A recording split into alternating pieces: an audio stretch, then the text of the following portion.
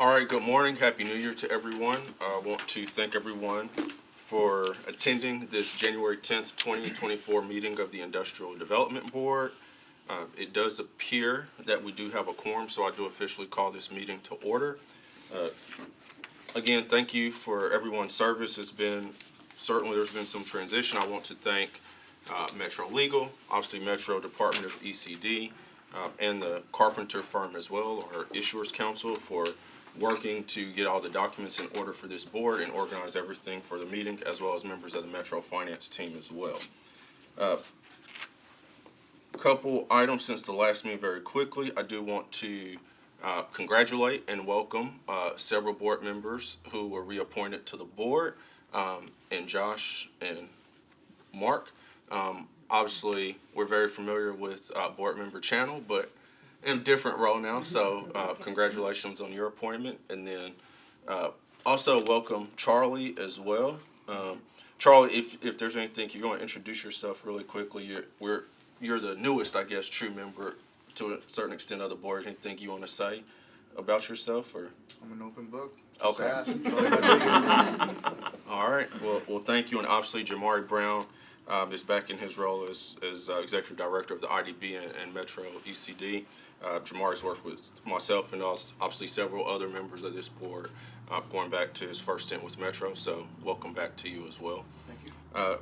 Moving on to item number 2, public comment period. The Industrial Development Board holds a designated public comment period at each meeting. Members of the public in attendance may provide up to 2 minutes of comments to the board or its committees during such designated time. No advance registration is required. Obviously, again, we formally passed this and approved this last year. So with that said, is there anyone here from the public wishing to speak? All right, as there is no one here from the public wishing to speak, I will move to close the public comment period. Thank you. Moving on to item number 3. These items were sent out in the packet. Approval of prior meeting minutes. And to be clear, the only meeting minutes that we're approving right now that are up for approval are the IDB minutes from the September board meeting, the actual board meeting. So that was the only one. So I'll give everyone a second. Those were included in the packet, but I'll certainly give everyone a quick second to look over those, and then I'll entertain a motion.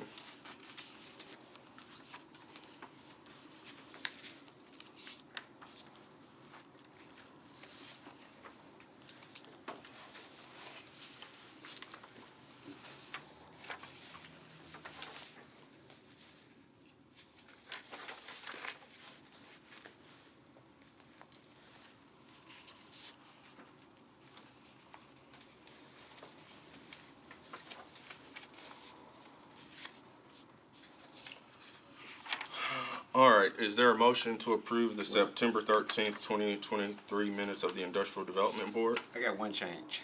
Okay. Looking under September 13th, it says minutes consideration. It says second by Mr. Mark. So you might want to just change it to right. So they'd be like, well, who's Mr. Mark? That's a good call out. Only reason I know is because it's my name. Yeah, you done messed up now. I was going to start calling you Snacks, but instead might be Mr. Mark. So It's kind of neat though, ain't it? that's a good name. All right. So with that, I'll entertain a motion to approve the September 13th, 2023 Industrial Development Board meeting minutes with the one change from board member Wright to strike Mark and change that to Wright. So I'll entertain a motion. All right, we have a motion from board member Haston. Do we have a second? Second. All right, thank you, board member Wright, properly seconded. Any discussion? All right, those minutes are approved. Thank you. Oh, I'm sorry. We got so much to do. I'm trying to move. All right. It's a pass. Sorry. Any discussion? All right. All those in favor? Aye. Any opposed? All right. Now, Motion carried. Thank you. Thank you. Sorry, let's have to have an attorney around. Very quick before we get into the next item, did want to bring this to the board's attention. Again, nothing that the board needs to vote on. But when we do pilot deals, there's typically the IDB has to be the owner of the property. Josh, please chime in if I don't summarize correctly or miss something. But typically, in all those situations, the IDB has to be the owner of the property. We have not done any new pilot. The most recent pilot deal we did was the WeGo Transit Center in North Nashville, Ernest Rhett Patton Center, just for a reference. But during the transition period when we did not meet, we had an old pilot that expired, and so as part of those agreements, the IDB has to, in the documents, deed that property back because the pilot period is over, the property tax abatement period is over, and that agreement's expired. So that's something that we have to do. So it's not something that the board votes on because we're obligated to do it, but we typically always want to make sure we let the board know about it when that happens. So obviously, sometimes these items are time sensitive. I think this happened the week of Thanksgiving. That's correct. And I had to sign that document as the chair. And also I want to thank Board Member Wright because he had to sign that document as the secretary, obviously with legal approval as well. And this pilot was an AmSearch pilot from years ago. So anyway, not anything that this board needs to vote on, but certainly we just like to let the board know when those items happen. Josh, anything else you want to add to that? No, I think you summarized it pretty well. I mean, when the board initially approved the agreement, you obviously agreed in the documents that you would deed the property back. So as board chair mentioned, it's kind of almost perfunctory. You've got to execute a quitclaim deed, giving the property back to the original owner. So pretty perfunctory, but as you mentioned, it was a short time frame turnaround to do it, but got it done. Yep. All right. Any questions on that for legal? Just what was the pilot for, just so we know? Yeah, it was AmSearch. I think they do some sort of medical services, maybe ambulatory services that they provide. And I think was it a 15-year pilot? Yeah, I know it was. I don't want to date myself on this board, but we didn't pass it since it was before. Yeah, it was before your time. Before I was on the board. Okay. Yep. So if you have any other questions, feel free to direct those to Jamari or Josh for details. But anyway, that's kind of why I gave a reference that it's old. And I want to say the WeGo pilot, the last one we did, that's probably been 4 years ago since we've done that one. And that was the last pilot we've done to this point. All right, thank you for that. All right, moving on to officer elections. And certainly want to give as much time to the Carpenter firm to talk about bonds and policies and procedures, and I thank them for putting that together. But as far as select method for nominations and elections, Jamari and Josh, thank you all for putting this together. I want to say, Josh, correct me if I'm wrong, but your recommendation from a legal perspective is we've got options how we want to hold these elections, but your recommendation would be nominations from the floor as the best option, which I think is essentially what we've been doing historically anyway, correct? I think that's correct. And Okay. Lexi's here and she's obviously going to explain. Yeah, Lexi, do you want to go give us some hot points of this document? Sure, yeah, you guys have a little memo in there, and it does describe other ways if you're interested in doing it in a different way, but I recommended the ones that were usually the quickest and also the most transparent, since you guys are a public body, no voting in secret, no nominating in secret sort of things. So these are just quicker and easier options for this sort of a meeting. And so the nominations from the floor would be the chair asking if there are nominations for certain positions, and it would go position by position. The chairman would ask, if there are certain nominations for X position until there are no additional nominations for that position. And then typically voting would occur right after the nomination for a position, so it's sort of the nomination vote for one position, nomination vote for the next position. Okay, which is, I think, what we've done historically. Yeah. 4 positions, yes, 4 positions. Okay, so Lexi, do we need to, I guess that's kind of really what we've been doing historically anyway, but do we need to, we need to formally adopt that as the method today? I would just, to be safe, have somebody make a motion to have that as the procedure that you guys All right. follow for today. All right, well, I'll give everyone a quick minute. This is in the memo, it's the section on nominations from the floor. I'll give everybody, again, this was in the packet, but I'll give everyone a quick minute to take a look at that and see if they have any questions, and then if not, I'll entertain a motion from the floor.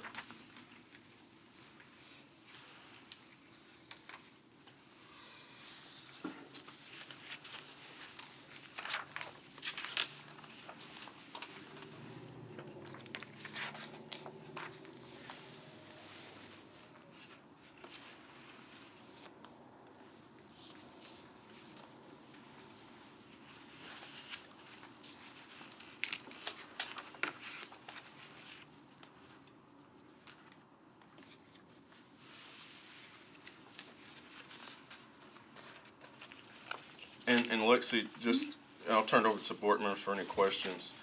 And then we can obviously, I don't know, whenever, if we approve this today, whatever method, we can certainly change that whenever the board decides to, correct? So we're not stuck to any one thing. If you want to adopt this procedure just for today, that's fine. We could even do that. Yeah. Okay.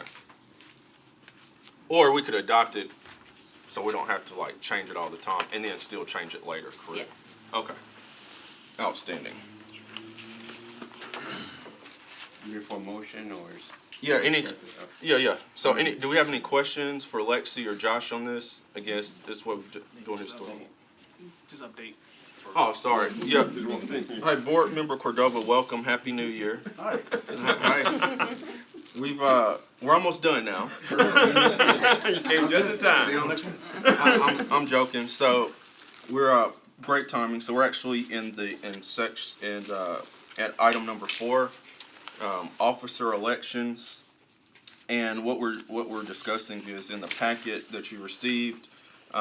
Lexi, Josh, and Jamari put together some options for us on how we select and do nominations for officers of the board. Lexi's recommendation is the nominations from the floor. Again, that's not the method we have to choose, but that is her recommendation, which is laid out here in the packet. Again, that's pretty consistent with what we've done historically. And the way that we would do elections is, as the chair, I would ask for nominations for each position, have nominations, and then we vote, and then move on to the next one. And then I think, Lexi, the last time was just, we can adopt that policy today, but we can certainly vote to change that in the future, should we like to do that. So that's kind of where we are, if that helps. Yeah. All right, thank you. All right, any questions for legal regarding this language? All right, I will entertain a motion then to approve the nominations from the floor method. Make that nomination. All right, thank you. Motion, sorry. Thank you, Board Member Wright, for that motion. Is there a second? All right, thank you, Board Member Rodriguez. Any discussion? All right.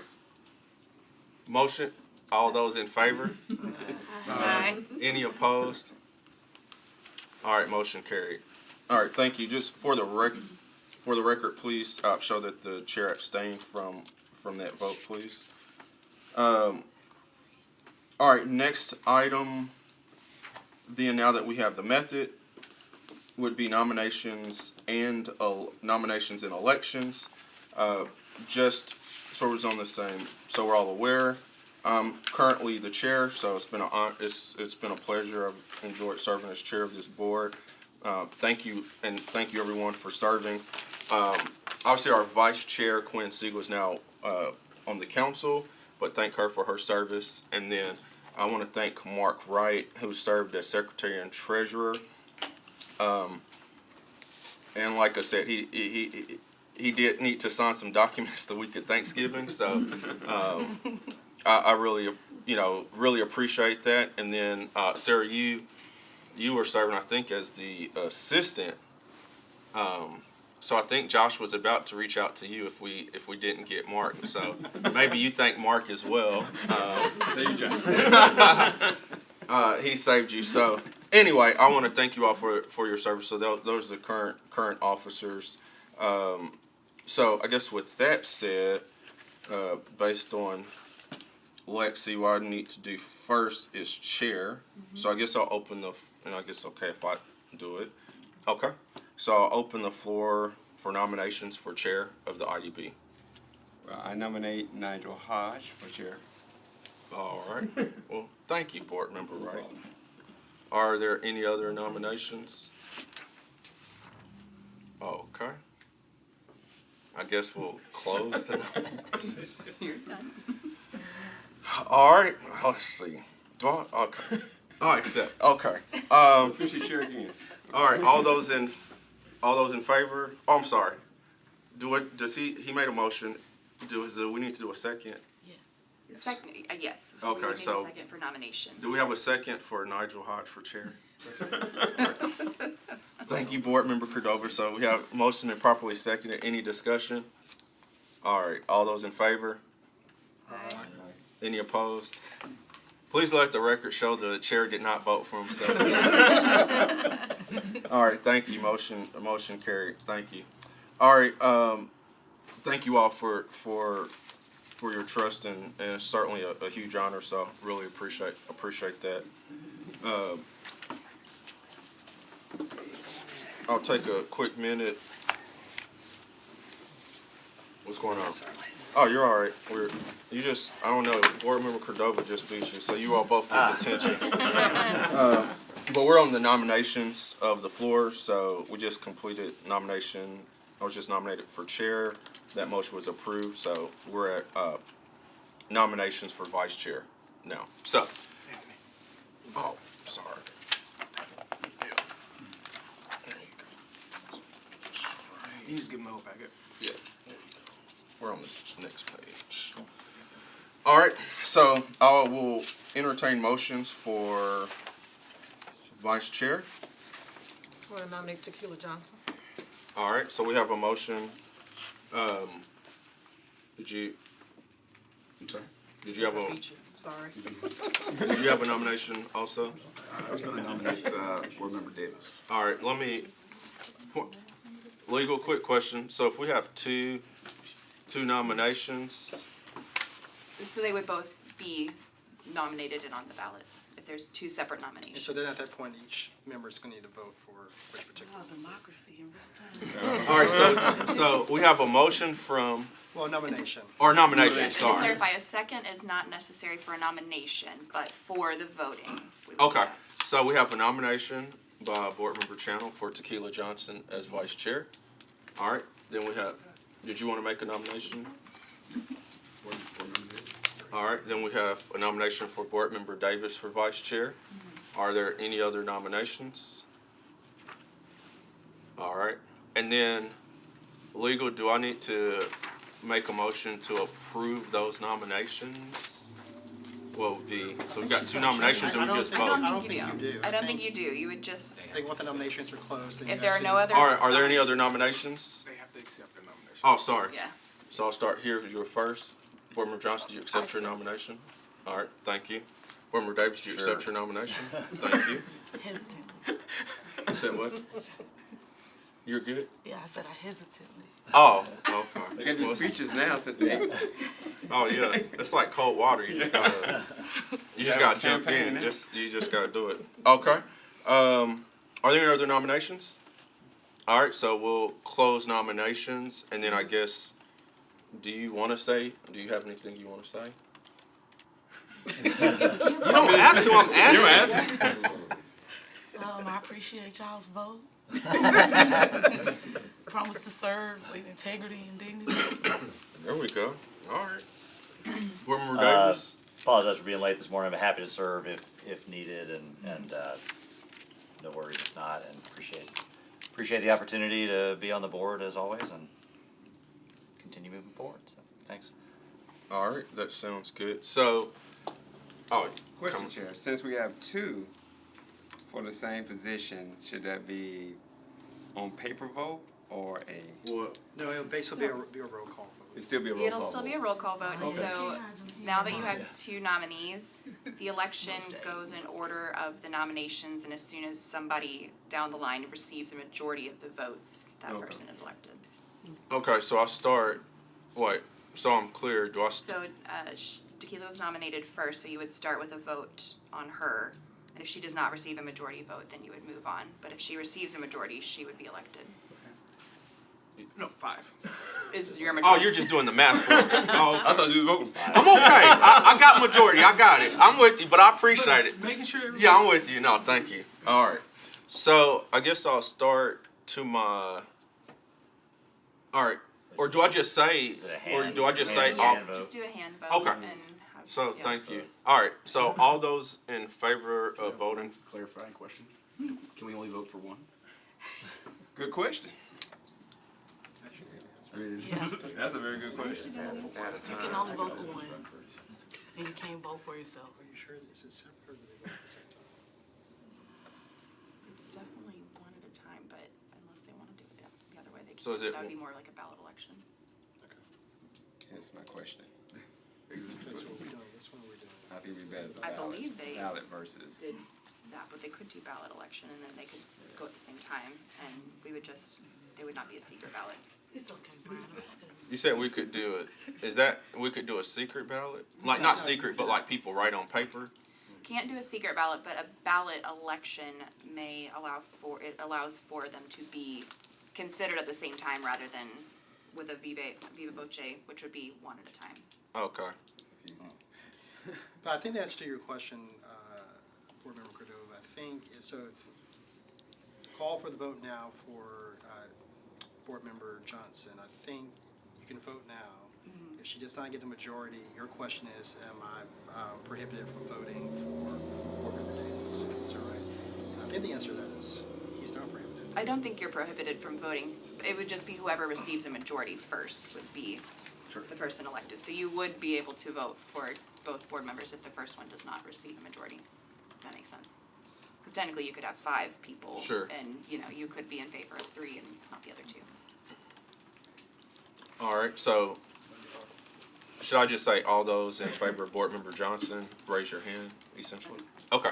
So all those in favor of Board Member Johnson as Vice Chair, please raise, in support of Vice Chair Johnson, please raise your hand. Okay. I think that's majority. So, okay. So, do I need to make a motion still? Or No, we you don't approve? need to make a motion, but So I you'll think, have to- if you'll just say for the record, it was 6 members. All right, so for the record, the chair abstained from all voting, so we'll just put that there. And then there were 6 votes in support of vice chair, so you accept? I accept. All right, there we go. So congratulations. So Vice Chair Johnson, look forward to working with you. Thank you. Thank you for accepting. All right, we got that one. All right, moving on. Moving on to the next item, Secretary Treasurer. Are there any nominations for Secretary Treasurer?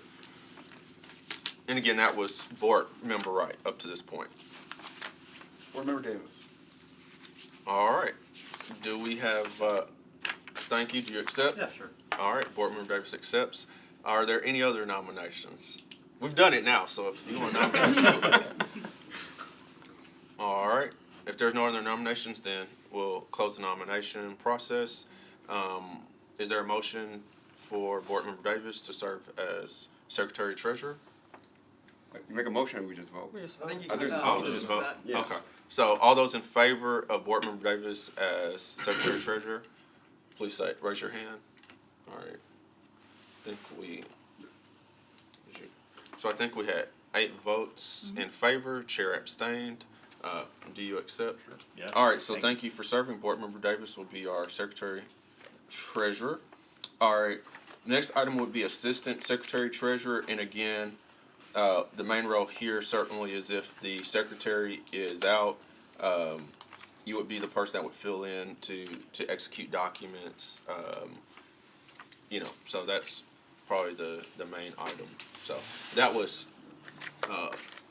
used this past year. I don't know that, I think Board Member Wright was available, but, just letting people know you served in that capacity, so thank you. So any nominations for that? I nominate Joshua Hastings. All right. Accept. Board Member Hastings accepts. All right, are there any other nominations? You can nominate yourself too. I think. You like me. Let somebody else have for a while. All right.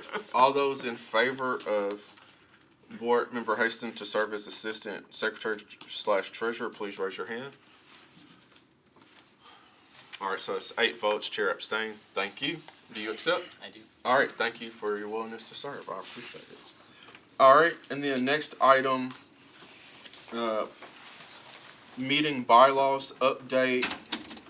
So monthly meeting date. So obviously, Board Member Rodriguez, you're new to the board. Historic, here over the past year and a half or so, we typically have been meeting on the second Wednesday of the month. Part of that is because the Carpenter firm that's here, our Issuers Council, that's one of the dates that works for them as well. And so in the event that we have bond-related items like we do on the agenda today, we don't have to change the meeting date, if that makes sense. But certainly, obviously, we've got several board member channels new to serving on the board. And then obviously, this is a time for us to discuss that. So are we good still with the second Wednesdays of the month at 10 a.m. from everybody? Yeah. And obviously, there may be times where we need to change that, maybe to have more than one meeting a month, but are we good with that as our standard? Okay. And then, Would that be the same for the ad hoc meeting as well? Yeah. yeah, I would say, let's keep that the same. Just do it early, like we did Yeah, before. no. Works for me. And then for the annual meeting date, so I think in our initial bylaws, we did our annual meeting. The annual meeting several years ago was done in July. I think that was probably just to tie in with Metro's start of the fiscal year. I guess our last annual meeting was in December 2022. Obviously, we didn't meet last month due to the transition, so certainly something that we can discuss. If everybody's okay with it, my recommendation would be to hold the annual meeting in January. That way we start the year off, especially with the holidays, just in case anything comes up in December and people are out, we may not have it. So anyway, that would be my recommendation, but certainly, You want to vote on the first? yeah, let's do that. Exactly. So here's what I say. I'll entertain a motion that we will hold our typical meetings, IDB meetings, on the second Wednesday of the month, but subject to changes needed. So I'll entertain a motion on that. Motion. Second. All right, so I have a board member for board member. Actually, Haston. can I, Oh, sorry. it's not appropriate, but if I could just mention, so your bylaws currently have something different, so if the motion can also say that the bylaws are amended. All right, so let me restate that.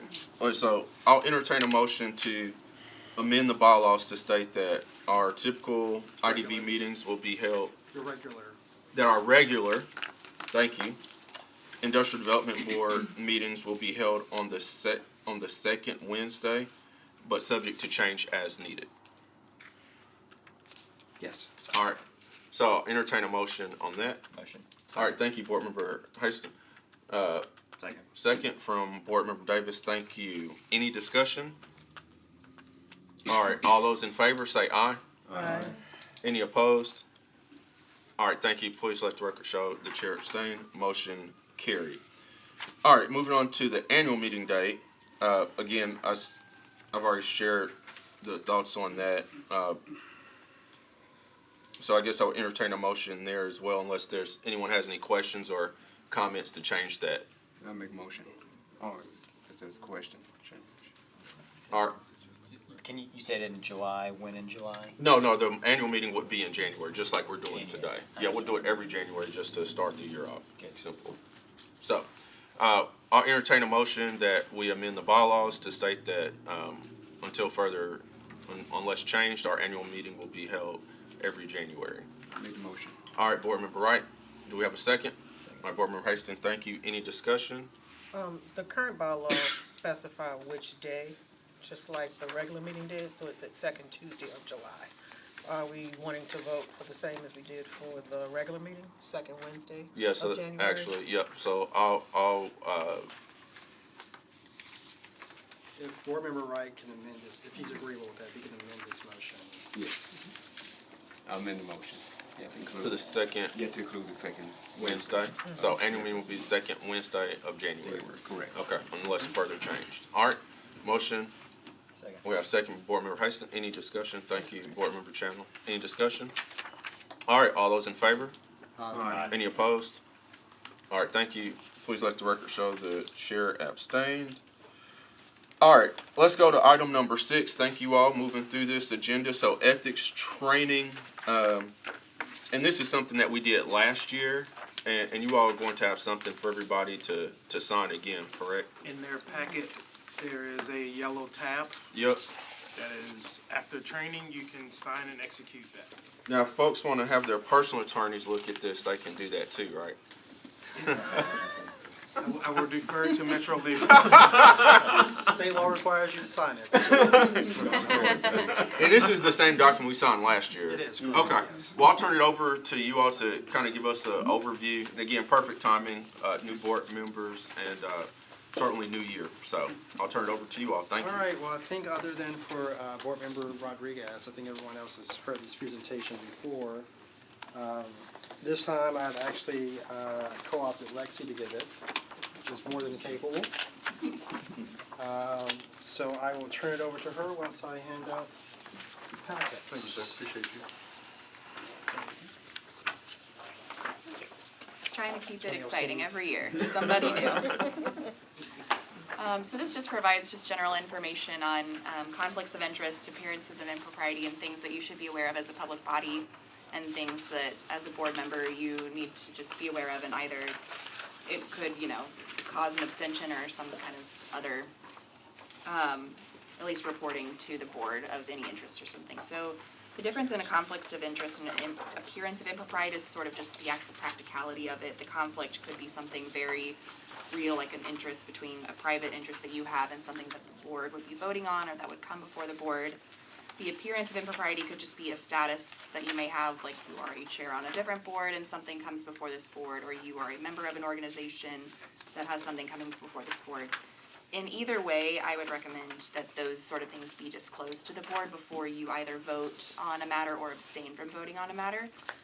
Just because as a director, on the 3rd or 4th page, the first one with the official Tennessee Code 753-301, you're required to refrain from voting when it appears that you do have a direct interest or something, or it could be your choice if it does appear that there could be impropriety and you just don't want to create that appearance for yourself, this board, or your other organizations or affiliations. So anything directly or indirectly that you have an interest in, I would highly recommend disclosing that to this board before any sort of vote. There may be a time where you are required to sign a conflict of interest statement certifying that you're going to require, or that you will comply with the law and therefore not either vote or not to create a further conflict. And if I just may jump in, so just to be clear, if there is a direct interest. You cannot vote. You cannot vote. Yes. Yeah. It is only when there's an indirect interest where you are required to disclose that on the record, but you do have the option of voting or not voting. That's up to Yeah. you. That's up to you. Indirect. Up to you. Yep. And you can always bring it to us, ask us if you have, we can help you out. But yeah, on the next page, 12.4.101 states that if you have a direct interest, like Josh said, you would not vote. And then on the next page, subsection B states that if you are indirectly interested, you may disclose and vote, but it is up to you, and it's sort of going to be a personal decision of whether you think that is something that's okay to do, especially after you've disclosed to the board. But the general takeaway is that you do have a duty to act independently and act for this board, not based on self-interest, bias, or in favor of anybody you know personally. It could be like, oh, my best friend is coming to present and ask for a pilot, You could want to abstain from that just because you don't want to give the appearance of impropriety based on your vote. So that's sort of it for whether you need to abstain or not. Then turning to the Public Records Act and Open Meetings Act, you guys are a public body, so you're subject to both of these. The Public Records Act states, or there's citations if you're interested. The Public Records Act states that any record, which would include any sort of documents, agendas, papers that you've done, emails, electronic data, any recordings or such are open to public disclosure, so anybody from the public can request those documents and we would have to disclose them. This could even include emails between board members discussing board matters, which we would highly, highly, highly discourage. Which you cannot do. Because the Open Meetings Act. The Open Meetings Act. Like replying all to emails. Yeah, don't do that. Well, it's only when you're talking about, I mean, if you're talking about how are you having a nice day, that's Yeah, fine. if But you're gonna have a barbecue together, that's fine, but if it's subject to anything that's gonna come before this board, it is subject to the Open Meetings Act, and that requires all meetings of this board to be public whenever it's discussing anything that requires a public notice in advance so that people can attend. And that's when 2 or more members are meeting and discussing anything that this board could make a decision on, so, again, the email thing, that's when it gets really jumbled, and email chains could be subject to public disclosure in that way. Just to be clear, we would caution you from emailing each other. So Yeah. the reply all example, we would caution against doing that, just in general. The best course, if you need to communicate something, is to go through Jamari. But, you know, don't. There are times where it is appropriate, like if you guys were out in public and you're at the grocery store and you see each other and you want to. If I see somebody, I just keep. If I see one of these folks, I'm gonna just keep walking. Well, I I mean, didn't see him. that's You your can talk- choice. Yeah, you can talk about the, you Yeah, can but talk you- about the produce. Talk about the weather, the produce, Yeah. but if it's anything that's gonna come before this board. Yeah. Yeah, you don't have to completely dodge each other in Kroger, but, you know, maybe just, limit it to grocery talk. Sure. And that would also include text messages. You definitely don't want your text messages subject to public disclosure, because who knows what they could get. Yeah. Yeah, so that's a very Yeah. important point. So Text if messages. you're communicating about IDB business through text, even though it's on your personal cell phone, they can request it. It can be subject to a public records request, and you technically do have to turn that over. We- So, We really don't wanna have to email you that. now, usually the way that works is you provide it to us, and then we'll look through it and make sure you have to do it. But Yeah. just understand that if you are Josh talking prints via off everything. text, Just for clarification, your personal cell phone, what is a corporate cell phone? if you It's are saying- discussing IDB business on any device, subject it to is subject. It Just is- making clarification, just clarifying. Yeah, so any device, iPads, laptops, personal laptops, any of them could be subject, so just don't. We would hate to have to email you and say, hey, we need your text messages. That'd be so weird. So yes. Oh, I lost that iPad. I don't know the what reason happened to it. We get some burner We lost that one, yeah. Yeah, turn over your burner phones. There was a recent amendment to the Open Meetings Act. This board was already sort of doing it in a way, but it does now require a public comment period before every board meeting. You guys were already sort of doing That's right. that. This amendment does allow a board to place limitations on it. Some boards have chosen to do so, some have not. Just depending on the frequency of public comments they get. Other boards have placed time limits, amount of people who can sign up ahead of time, signups ahead of time, putting those in place, but this board could choose to do that or not, and keep it status quo. But yeah, so just best practices, if, don't communicate outside of official board meetings so that your communications aren't subject to disclosure. You guys we're already providing agendas and public notice for you guys before the board meeting so that this is a public notice meeting. If you guys ever have questions about whether you need to disclose a potential conflict, or if you believe that you need to maybe recuse yourself and have a question, you can ask Josh and I if you have any questions about board business or upcoming things or need to communicate. Jamari is your best contact for that. But other than that, do you guys have any questions about your obligations? I'll start here to my left. Any questions or any hypothetical situations you want to Yeah. ask legal about? All right. Anybody over here? Is there any way we could have the full legislation provided? I just want to read That through it. was provided and it's also in your package. Awesome, thank you. Any other questions or comments? All right, well, Lexi, thank you for that, and thank you, Josh, as well. Great update for everyone, Riveting things. just for us to keep in mind, so thank you all. And so in the packet, the page, you can sign it now, as long as you're comfortable with it. If you will, give those over to you after the meeting. Well, Jamar would be the official. Oh, sorry, give it to Jamari. Sorry, give this over to Jamari. This is the document that says Board of Directors Conflict of Interest Statement. That's in your packet, so. All right, thank you. Moving on to item number 7, revenue bonds, Real quickly before we do that, I'd like to introduce. Oh, sorry, yeah, go ahead. Dr. Isaac Adai from the mayor's office. He is our small business, minority business liaison.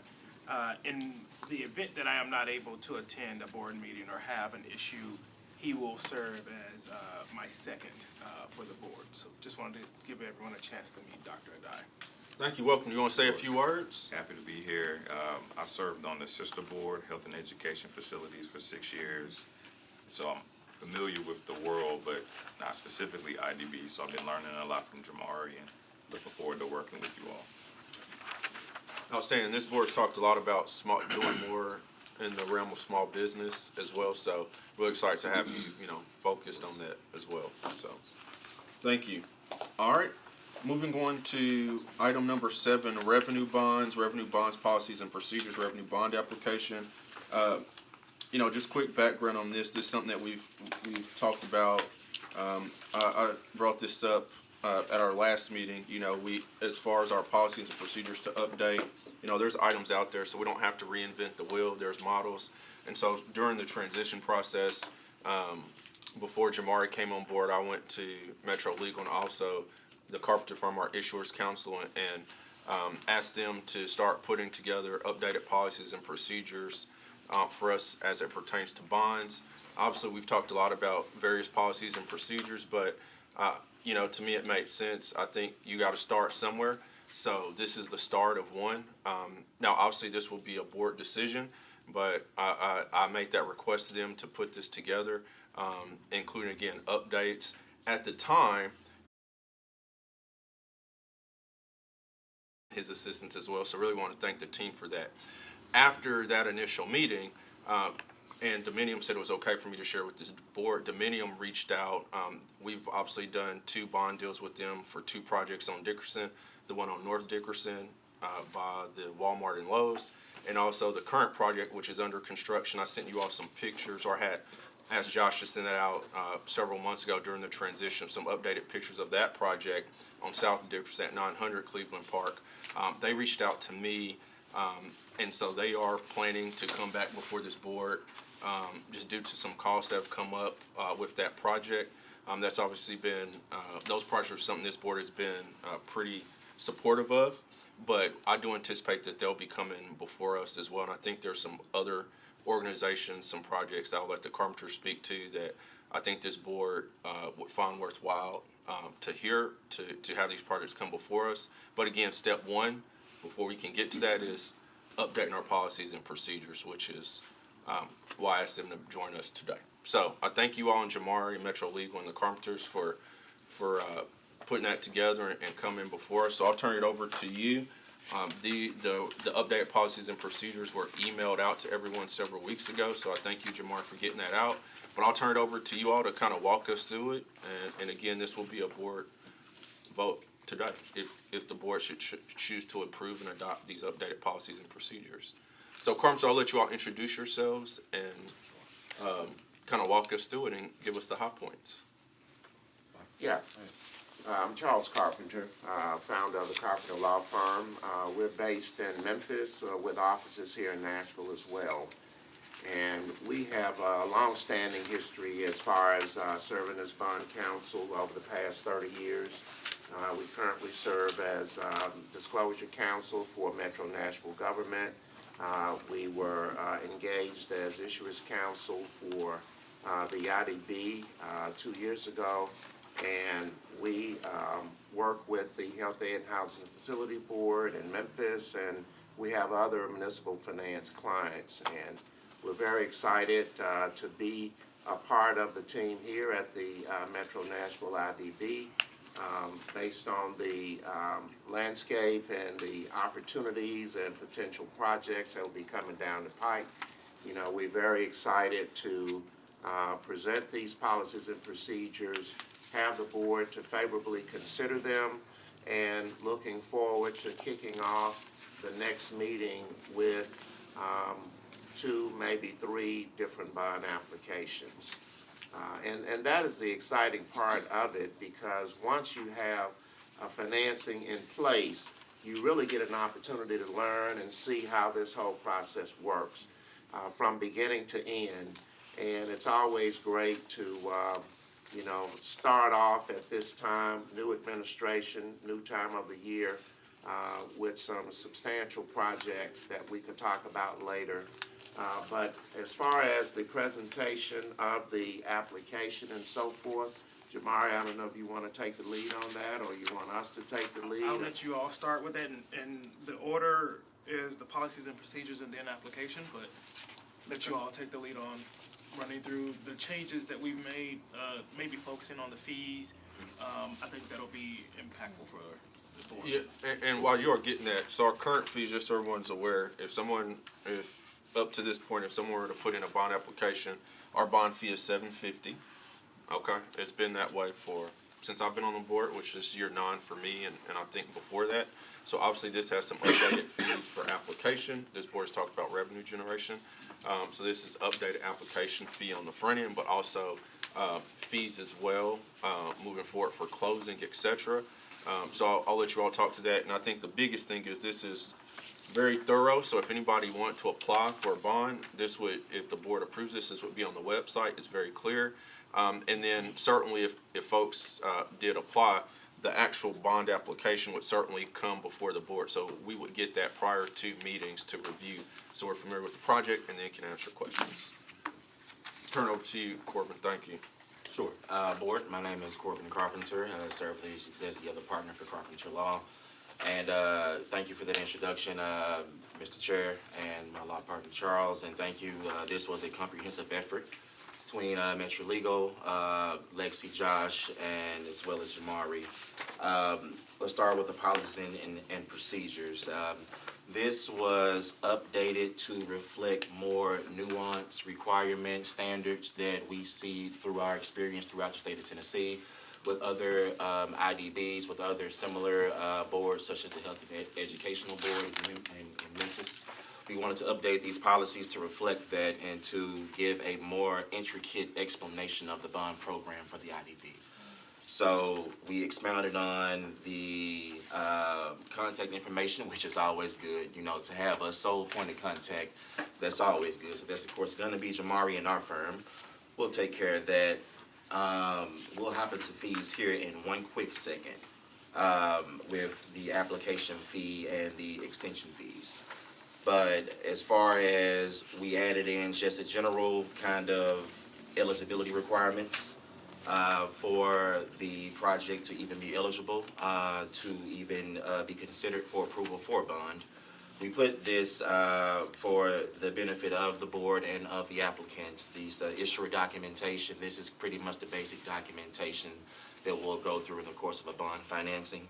We'll come in, start with the inducement resolution, do a MOU, Memorandum of Understanding, do the TEFRA hearing, go through the other documentation, and then when it's ready for closing, have a final bond resolution that you all will approve as well too. And go through the, just other things that they should consider and be mindful of as an applicant. These, requirements are pretty standard throughout the industry, not just local and not just statewide. So, the fees currently for applications are $750, as the chair stated. However, typically those fees charged are a lot higher with other issuers.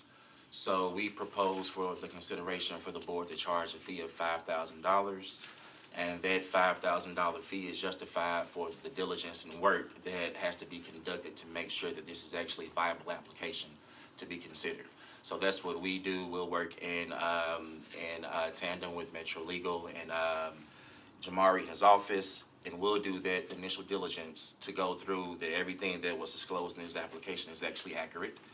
And we'll go through and do our diligence on the applicant to make sure that they're actually a valid legal entity, their experience, make sure that is accurate and truthful.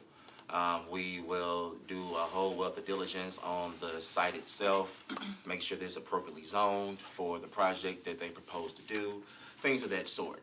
So that $5,000 is pretty much, payment for the time expended to do the initial diligence. At that point, then we will say, okay, thumbs up, this project is viable, and then the ball is in your court. The applicant will be on the agenda or the next agenda for the next meeting, and at that point, we did the basic diligence, and at that point, it will be up to the board whether they approve that project to move forward. So that is the reason, and as the chairman said, you know, you do want to be able to, you know, increase revenues and build up a reserve. The IDB, I know you guys want to do different projects throughout Metro Nashville that can be very, you know, beneficial to the residents here in Nashville. And a part of that is, you know, to charge fees that are compatible to other issuers here in the state of Tennessee.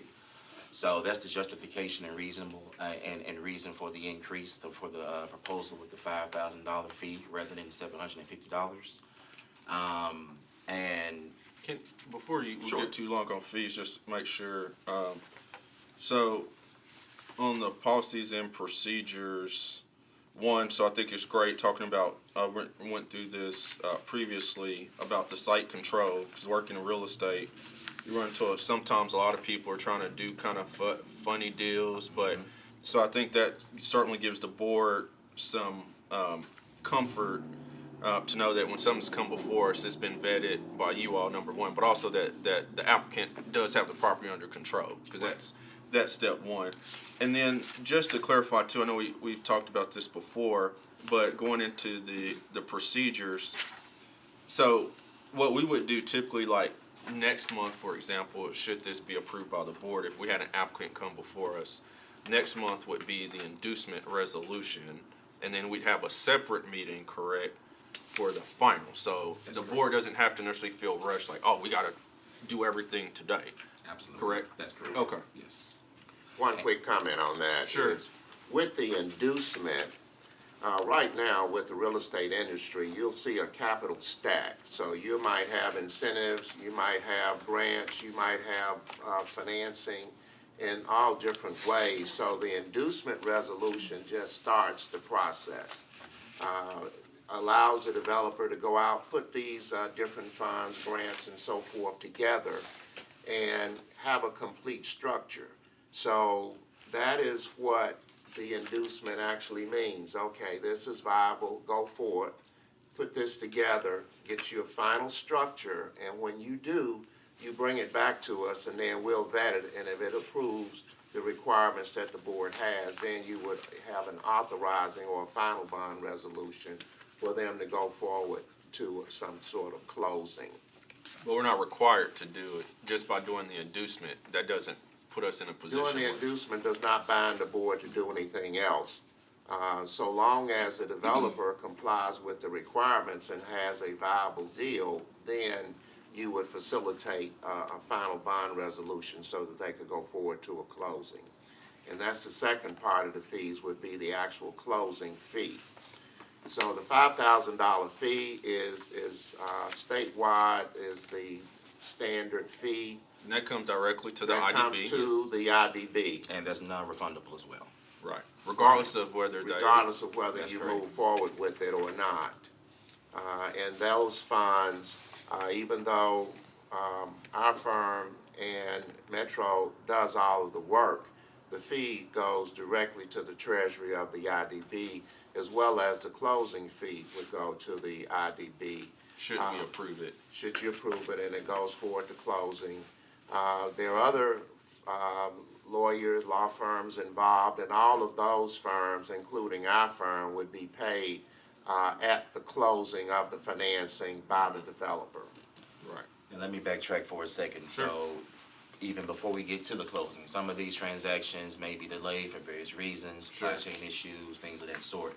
So what we implemented and proposed to add into the policies and procedures was a bond closing extension fee. Yep. So at the time of the approval, if the transaction does not close within 6 months, then the applicant will have to pay another $5,000 extension fee, which is standard in Sure. the industry. They got 6 months to get whatever they need to get together, so that gives you some wiggle room. Yep, exactly, and that just keeps the fire under their, seat as well. And typically, these transactions take from 3 to 4 months, so 6 months is very reasonable. And that just is another reasonable avenue the IDB can explore to, build up their reserves. And so if the transaction does not close within a year, then the IDB has the authority to either allow the extension for another 6-month extension, or say that the applicant just has to reapply. So that just gives you guys, ongoing authority and just, control to, the opportunity to keep control of this whole thing rather than lose control. So best case scenario, say it does, apply, everything goes through and goes smooth. We actually implemented a closing fee, as my partner stated earlier. The closing fee that we implemented is based on 20 basis points of the par amount of the bonds issued. So 0.0020. So just math, just say you have a $20 million issuance, the closing fee to the IDB will be $40,000. And that will go directly to the IDB. So you're looking at, with one transaction, you'll be looking at potentially a $5,000 application fee plus a $40,000 closing fee. A total of $45,000 minimum fee to the IDB per transaction. Depending on, it's We not can per get transaction, depending upon the par amount for Sure, the bonds. because that one, the 5,000, the 5,000 5,000 is application set. fee doesn't matter how much the bond value is. Yes. 5 million, 10 million, Yes. 20 million is 5K. But then when we get to the closing, should we get to that point, it does, that will impact based on the value of the par Par value. amount of the bonds, yes, that's correct. All right, we can, if we do a couple of those, maybe we can get some snacks And from some Mr. water. Mark. Yeah, bottled water, that's all I ask. All right. And what we'll get to in a second, if there's no questions about that, my partner will talk about the 3 potential issuances, projects that we have coming forth. Let's pause right there. I'll start to my left. Any questions or comments for the Carpenter Fund? No, I think this looks great, and just clarification, I think you said that initial 5,000 and the second 5,000 would come directly to the board. We wouldn't expect any expenses out of that amount, so then, I mean, this is probably for another conversation at some point, but at some point we'll have to start forecasting what are we doing with these fees and, how are we Oh, paying okay, that I thought you were gonna say something else, but yeah, agreed. I can say let me just stop. You probably know what I'm thinking, so let me stop. But yes, absolutely. And again, right now, we don't have any. Right, but because it's gonna be new absolutely. for us, and so this is something we're gonna have to start putting some plans together. Absolutely, and that's gives us some flexibility, so thank you. And Great. again, just for everyone's knowledge, so obviously, we went through, for those people who have been on the board a couple of years, we went through this process to select the Carpenter Firm as our issuers council. And so we do have an agreement with them as well, but one item again is they're being paid from the applicant, but at any time, we put that into the agreement several years ago. If we ever want to know what the applicant or developer's paying the carpenters to do the work, they'll disclose that to us, so that's transparent as well, but it's not coming out of our fees. So, great comments. Any other questions or comments here to my left? You said it was statewide, who are we comparing it to? Other industrial development boards throughout Tennessee, and also other boards that have a similar mission, like the Health Education Facilities Board here in Nashville, in Memphis, Chattanooga, and Knoxville. So we want to just have it pretty. Maybe Health and Board Nashville is probably not a good example, but some of the other ones. So all the major cities in Tennessee. Absolutely, yes. Yeah, so, I looked up some of these too, so I mean, like Knoxville, theirs is between 2,000 to 4,000. Health and Ed Board in Memphis is between 4,000 to 7,000, just to give you some reference point. And is this recent, or are we just behind the ball a little bit on the fees? I would say behind the ball. Yeah, We've been way behind. it's been 750. I've been on the board now. This is my 9th year. It was 750 before that. That's Are the astronomically low. closing costs comparable to? I mean, is that pretty similar? Yes. Okay. Yes. Vice Chair. Does the council have to do anything with the money we collect? Like, do we have to go to? I don't think we're gonna have. So the money that is the IDB is the IDB. Sorry, I didn't bring it up. I didn't bring it up. Now, Oh, I'm not going to travel down the road now. Nigel's going down because it's not really particularly relevant to your question, at least right now. Okay. But I'll hold my tongue. the money that's in the IDB coffers is the IDB's money. Unless we start getting a whole bunch of cash. So, what Nigel was referring to is a couple of years ago when we were having, I don't know if austerity is the right word, but there were some concerns about the financial condition of Metro. We saw that the IDB had a large pot of money that was not being used for anything, and so there was a request made to this board to give some of that money over to Metro. Let me say this. I was on the board then. I don't know if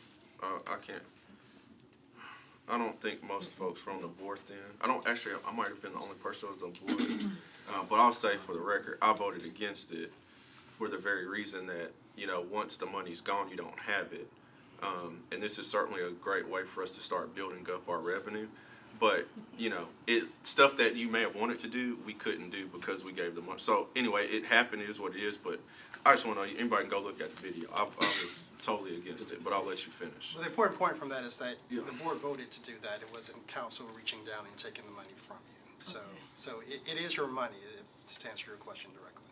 So there's no limit, like if you reach 1 million at that point, the rest of it has to go to the city or whatsoever, whatnot? There is a requirement. I mean, in theory, you can't just sit on money and not use it. So that would be a problem. So if you've got a number of years where you've got this large amount of money and you're not doing anything with it, that may create some issues. But there is no threshold that says once you reach a certain amount that the city can come and take that money from you. Gotcha.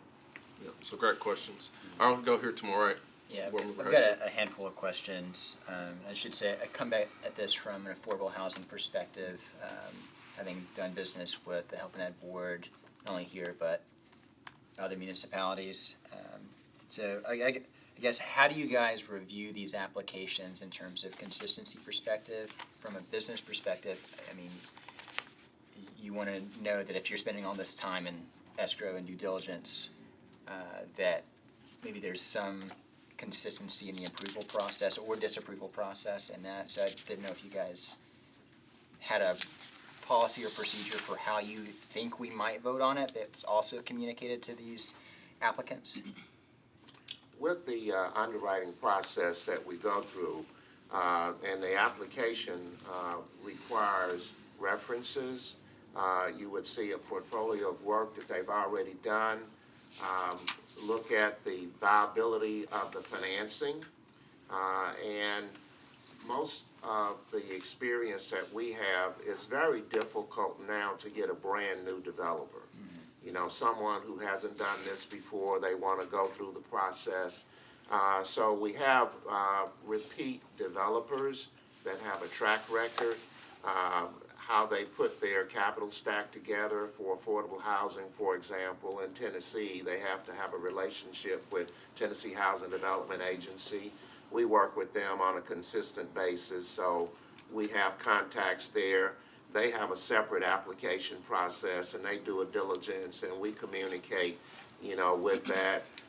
The application also requests financial references and also other business references. They would also need to provide financial information to support the viability of the project. So those are the basic metrics that we use, and then we can, dig down further if needed into the zoning, into what their plans are, the number of units, and how they, their pro forma would look going forward. So those would be the basic underwriting steps that we would go through. Awesome, thank you. But you raised up to my next question, was that because this tends to be a more complex process, is there maybe a potential way that you guys could review this as a tiered type of development, such as, if we're looking to do more small business pilots, for example, maybe they don't have the experience or the bank account, rather, to pay a $5,000 review fee, and then all these other hurdles. So I didn't know if there was a review process that could maybe break these out into different types of applicant pools, maybe? Well, just to be clear, this is not for pilots. This is for. Correct, for bond issuances. That's But right. I can foresee a potentiality where, maybe Someone might not have the 5,000, you're saying? the 5,000 Okay. or just the technical know-how with all the things that are being requested in the application. Well, just to give you a general global response, for a good cause shown, this board can waive certain policies and procedures that you have. If there is a project that you really feel strongly about, and there's good cause, that can be presented to the board and you can vote it up or down.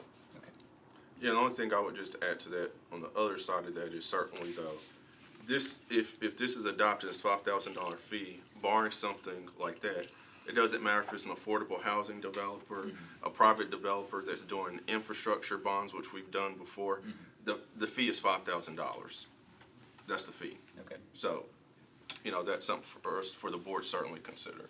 So I'll turn it back over to you if you have more questions. You mentioned an extension fee, totally agree that's needed. I question maybe it should be longer. I know, again, in the affordable housing industry, it takes sometimes much longer than 6 months. So if we apply in March, for example, for bonds for THDA, we hope we get approved, but if not, we may reapply in August. Well, that 6 months has already gone on. So I did know if, just a question for the board to consider, maybe weighing that for a different type of, maybe for a non-affordable housing project, you look at waiving that extension fee. Maybe that's something we can consider. Well, the board would have the discretion to do that, and to your point, some of these deals, because of the complexity, they take longer than 6 months. Yeah. And some issuers have extended, the first 6 months would not be an extension fee, but the extension fee would take effect for the second 6-month period. So that's 1 year. Okay. And again, for good cause shown, the board can make that determination, or you could modify it, at any point. But I would recommend, from our experience, that leave the 6 months in place, because some would be affordable houses, others would be other It'll be different. development. So to go back and forth, it would be easily to document for good cause shown, we're not going to assess this fee. Recording in progress. So that would be what our recommendation would be. Totally. Makes sense. Thank you for that explanation. How did you guys come about the 20 basis points? I know in work that we've done in Louisiana, the company I work for, is some of that is like 12.5 basis points. I didn't know if there was, is 20 basis points pretty standard for other cities in Nashville as well? Well, go ahead. Yeah, I was gonna say for Memphis, 20 basis points with the Health and Ed Board, for example, and the IDB in Memphis, that is the exact closing fee that they'll charge. Yeah. Well, one thing too to keep in mind, and this is something that may come up later, the Memphis Health Ed Board and the Memphis IDB Board both have full-time staffs. Here, we do not. They also have their own legal counsel. For example, with the Memphis Health Ed and the IDB, they have outside counsel that, we are paid on an hourly rate for services that here Metro Legal provides for you. So it could be at some point Metro Legal says, well, since you're able to move forward, we may want to have some agreement where you're paying some fees, so that these funds that could be accumulated, there are other mission points, other activities under the statute that you could do if you had the funding for it. So that's what these funds would be used for, not just to, sit there and collect interest. So the point is that this is a basis. Right now, this entity does not have a basis to move forward. It can be modified and tweaked and refined going forward to be tailored to exactly the activities that are going forward. But right now, in order to move forward, this is what has been presented as a reasonable basis to proceed. Got it. Again, thanks for all the explanations. A few more questions. Is there a consideration, or should there be a consideration, instead of having an upfront issuance cost or at the initial closing, maybe you're building it into the rate stack, so as the bonds are being redeemed, there's a payment coming in every month with that mortgage payment instead, or is that an option that we could consider? Well, we have not seen that. That would be a lot more expensive to the developer to build that into a 25-year, debt structure. And what you would typically see is that those fees would be paid up front. Now, some issuers that have other services that they provide do charge an annual administrative and issuer's fee that is paid directly from the developer on an annual basis. Because of where we are right now, we did not recommend that on the front end, but that's something that could be considered going forward. Gotcha. Yeah, I guess that's, if we're thinking about a long-term business model for this board to support staff, I think it might be better to know that you're producing a certain amount of revenue for budget planning purposes as opposed to waiting for the next deal to come in. So just thinking about how we're considering those processes. And then I guess in terms of where this board might be going or want to do in terms of attracting certain types of developments, I guess is there a way or thought that we could consider, I guess, how we structure those issuance fees? Like, so maybe if it's an affordable housing deal, it's X. If it's another private business. You're talking about the application fee? No, the issuance. Oh, the fees. issuance fee. Okay. If it's a daycare, it's X. If it's another, yeah. Okay, got Yeah. it. You're saying change the percentage based on? What the type of deal is? Yeah, I mean, I think that's something worth, something we can consider.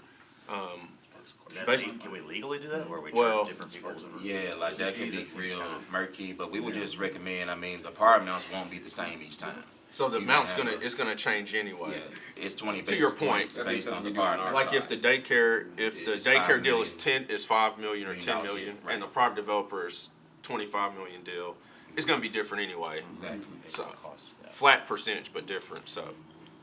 Could, like, as we collect money, but could we potentially use some of that for a grant? for That's all I was people gonna who bring up. Absolutely. Yeah, I was gonna bring that up. That's up to the board. Like 3 needs every year that we wanna, cause then Yeah.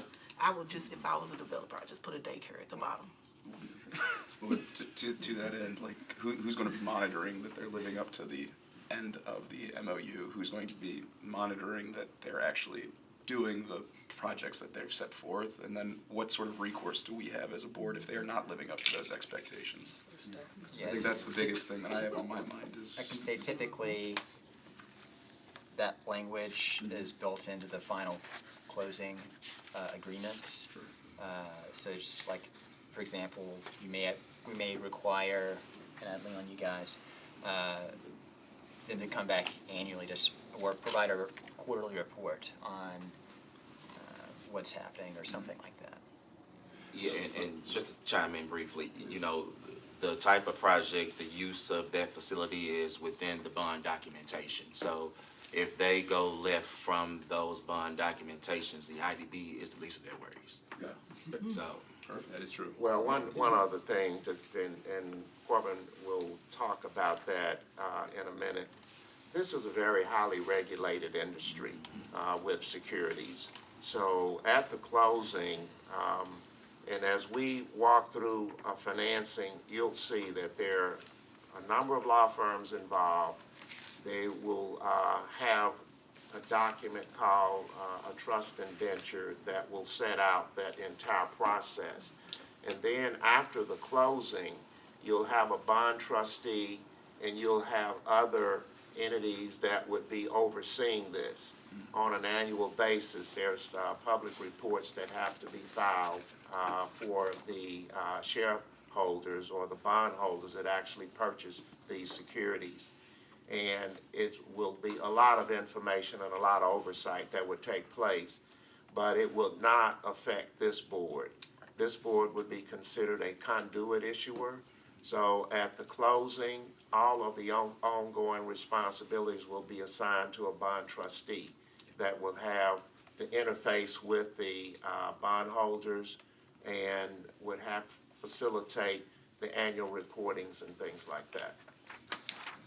But would they provide any oversight on the economic benefits to the city that are mentioned in the application, like the jobs, the suppliers in Davidson County, and, using suppliers from just Davidson County and stuff like that? That would all be determined prior to the closing. what that reporting requirement would be and what office would provide that oversight and receive those reports. But typically, if we had a staff, they would probably handle those components, right? That's correct. So among Treasury, the legal and economic development, all of that would be worked out internally. Are you good on your questions? I had another one, but I just lost it. Oh, yes. Okay. Go Should, ahead. for the, if we were gonna have a different structure, so all these, as you just mentioned, are just like, the IDB is serving as a conduit issuer. Would we, should a developer requesting a public-private partnership with the IDB, would they also be charged these fees in the event of like a joint venture or something like that? Or is that another structure that we should also consider? That would typically be a unique structure, and typically it would be more than a developer and IDB involved. You've got economic development involved, you've got the mayor's office involved, you've got other branches of Metro government that would be supportive of that. And that would all be strategically negotiated before the mayor's office would say, let's go forward with it. Gotcha. Thank you. Good? All right, great items, and again, I think, again, we can, if the board moves to approve this today, we can certainly revisit, 6 months from now, a year from now, and talk about, okay, we may want to change this, so I think that's open, but certainly this is much better and improved than what we have currently. Thank you for your questions. Thank you as well, Board Member Channel. Board Member Cordova, you had a question as well? I got one more thing. It's kind of basic, but is this spelled out in any other languages or just English for accessibility purposes? You can make those accommodations. Okay. Absolutely. I think that's kind of important to make sure that we continue to be accessible to other communities. Yeah, post it to the website and we'll do that for sure. What languages would you? I mean, I think Spanish is an easy one off the bat, but I think any sort of other languages that sort of appear in mass in Davidson County would be preferable and responsible. Dr. Adai, do you have any input on this, on some of the top languages based on demographics? We have a strong Kurdish community in town, Chinese, maybe other Asian ethnic groups, and we can do a deeper dive and just see what Metro supports and maybe just work alongside with Metro. Yeah. Thank you for your question. All right, you have a question? You never made it to this end. I'm back to you? No, I never made it to this end. Oh, I'm sorry. To you, board member, right? You have the floor. Actually, Chanel was first. You already got your questions out of the time? Okay. She can have another one, though, You have I another think. one, yeah. But no, actually, Go ahead, Board Board Member Haston, he covered most of my questions, so that was great. Thank you. You brought majority of them. And to Board Member Johnson, my thoughts was the same. The reason we're collecting the fees is to have a pot of money. So in an instance, coming from the nonprofit side or the small business or small developer, if we're able to accumulate enough funds, then we can actually decide whether to assist that organization in that $5,000 fee. We can do a grant like Board Member Johnson mentioned. So the whole idea is to have enough funding and sit in a pot to assist. And I think having that flat fee is good. The amount of it is minuscule. It's small compared to the amount of bonding and money that's going to this project. $5,000 for this scale of project, it is nothing. If you're having an issue with that $5,000 on the front end, then you got some bigger issues because the fees coming behind that are tremendous to get this thing issued. So I think bringing up the standard $5,000 could be even more later on so that we can get more money in our coffers to assist small developers, small businesses, and smaller nonprofits when they need assistance. And buy snacks.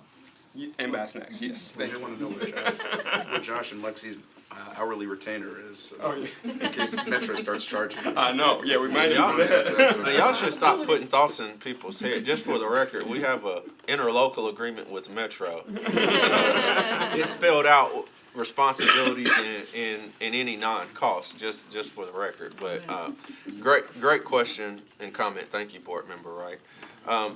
Obviously, for time purposes, start was right at 11:30, almost 11:30 here.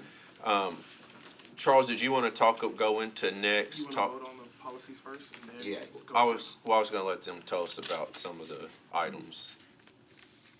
You still wanna cover the application though, right? Or- Yeah, I was gonna cover. Oh, sorry, application. so then we'll go to that, Yeah. okay, Well, I'm thank saying, you. do you wanna vote to accept or? I guess we can, I'll make, Policies a- and after procedures. after if he goes through the application, I can just do it at once. Okay. So you're doing both Both at the same time? Okay. All right, so we're on to the application now, right, Corbin? Yes, and Okay. this will be real brief, just an overview. The application, what we envisioned to do is just make it more intricate, more detailed than the previous application. Everything we just discussed, to have the applicant disclose more information. More is always better. And then we'll put this information on record, that they disclose this, and we have a certification page towards the back that they attest to the veracity, truthfulness, and accuracy of everything disclosed in this application. And that they also have reviewed the policies and procedures.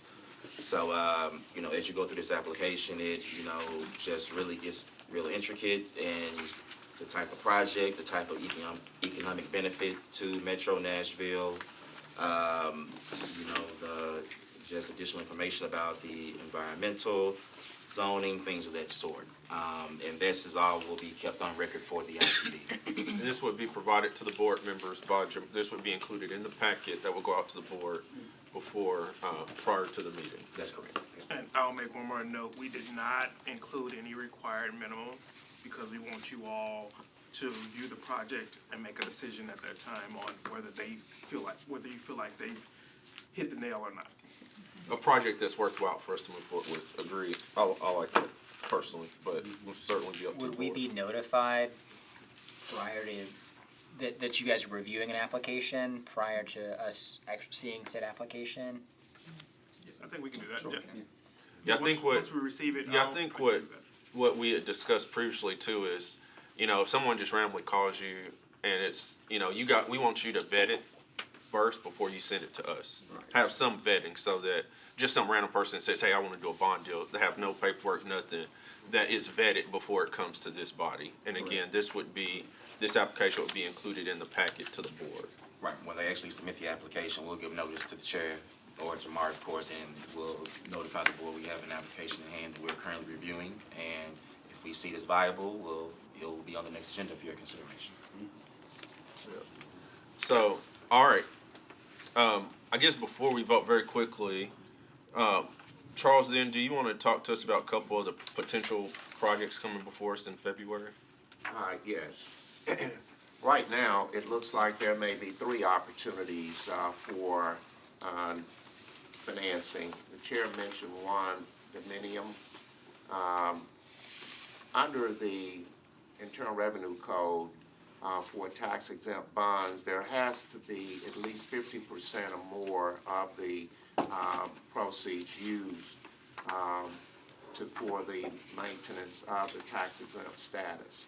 So because of the escalation in cost, the inflation, supply chains, and so forth, the cost has escalated so much from the initial underwriting and so forth, they are not using a minimum of 50% of bond financing.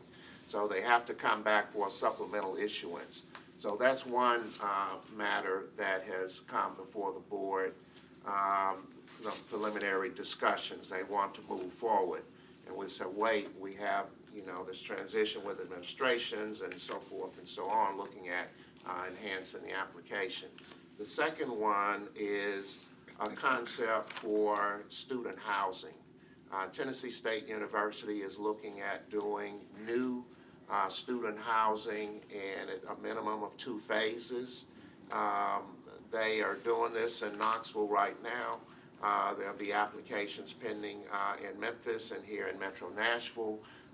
We have been in communication with their legal and bankers, investment bankers, wanting to utilize this board to facilitate the issuance of tax-exempt bonds.